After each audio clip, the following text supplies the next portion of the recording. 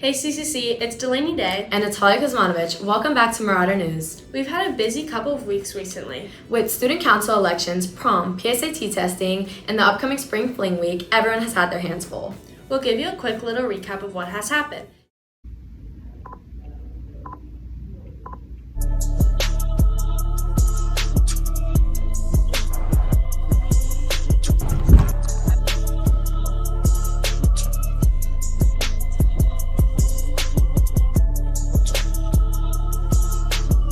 Starting off, we hope everyone had a great testing day. We are all anxious for our scores. Next, we can't wait to see all the fun outfits and activities planned for Spring Fling Week. Here's a reminder of the dress down days. The student council elections were counted for the individual grades. Here are the elections. And lastly, the night of the year, prom. We hope everyone had a blast and we love seeing all the Insta posts. That's all for the recap. Now let's move on to the rest of the show. Starting off with our weatherman. Here's Tommy by the shore. What's up, guys? This is Tommy with the weather by the shore. This week, the weather will be sunny all week long. The weather will be perfect with the lows for the week ranging from 60 to 69, while the highs only range from 78 to 81 degrees. Tuesday and Wednesday will be partly cloudy, but the rest of the week will be perfect weather for the beach. Now on to what's happening in the Bay. Before I let you all know what's got the scoop for this week, I have to remind you to peep the Tampa food and drink tasting on Saturday, as well as Seminole Heights Sunday morning market the next day. Back to this week, though. Monday will kickstart the events of our 2025 Spring Fling Week on Tuesday. The Shark Plank pitch competition will occur on the CEI at 1 p.m. At the midpoint of school week, the Spring Fling Beach Volleyball Tournament will be held at 1 o'clock. For Thursday on top, having an early dismissal, and the hosting of the Central Olympics, the Flag Football District final will occur at 7. To round out the school week, we will be given the gift of a time. With free day from school, and now for the good stuff, the weekend.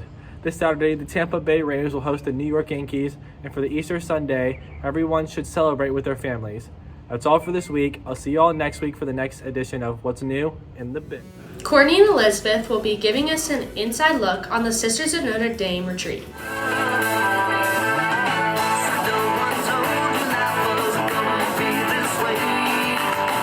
Hey guys, I'm Courtney. And I'm Elizabeth. Welcome to Student Life, where we keep you informed And inspired.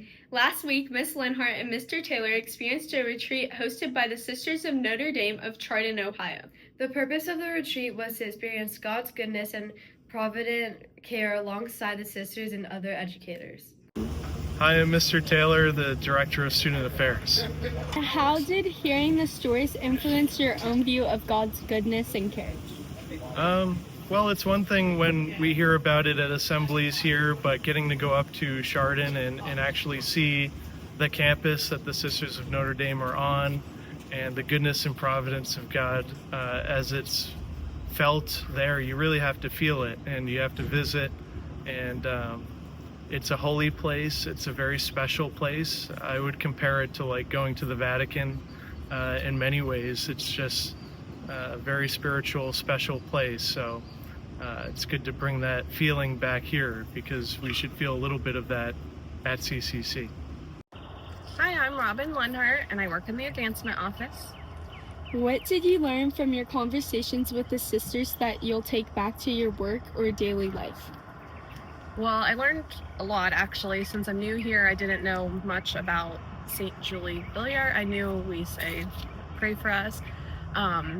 So I learned a lot about her and Hilaganda and their mission and their various things. They do so much, the Sisters of Notre Dame, and I had no idea. And I didn't know our connection, so I learned a lot about that. Hope you guys enjoyed. Bye, guys. Okay. Let's go to Lexi and Reese to catch up on all of our winter sports. CC Sports with Reese and Lexi.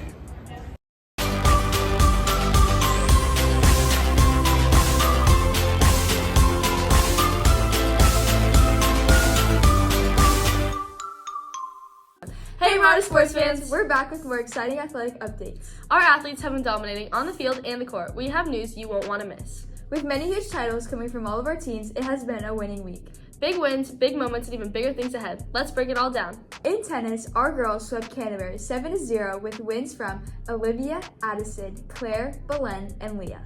The boys also brought home a close win, 4-3, led by Xavier, Adrian, and Reed.